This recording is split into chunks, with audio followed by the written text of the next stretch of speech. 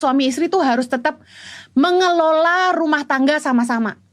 Jangan jalan masing-masing. Suami dan istri, kalau jalan masing-masing, pasti lama-lama seperti orang asing.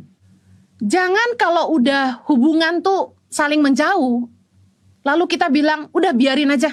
Jangan biarin. Karena pernikahan kalau dibiarkan, malah akan memisahkan.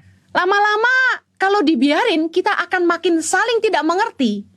Makin tidak sevisi, makin tidak sehati, akhirnya pindah ke lain hati. Rumah tangga harus dijalani bersama. Gak cocok Bu Heni. Ini yang harus diatasi. Suami istri itu harus sehati. Kalau gak sehati, kita gak saling dukung. Kita makin berat.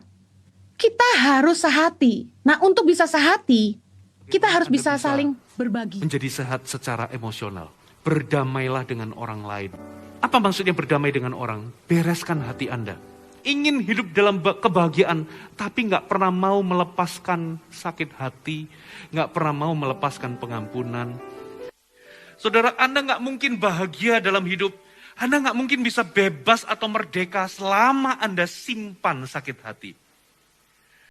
Beberapa area dalam hidup kita seringkali Tuhan izinkan digoncangkan.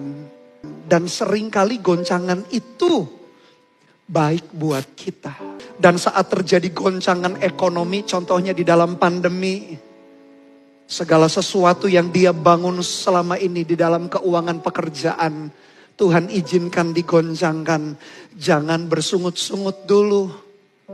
Lebih baik setiap goncangan yang terjadi dalam hidup kita, evaluasi diri, minta Roh Kudus untuk menyelidiki hati dan pikiran. Dan ketika kita tenang, Roh Kudus berbicara, kita bisa paham dan mengerti kenapa goncangan itu Tuhan izinkan terjadi. Setiap goncangan yang terjadi membuat kita menyadari ada hal-hal tertentu selama ini kita abai. Dan akhirnya Tuhan ingatkan untuk kita kembali mengerjakannya. Dan yang lebih penting, kembali kepada hati Tuhan. Pribadi yang memegang kunci Daud itu. Kerajaan yang tidak tergoncangkan.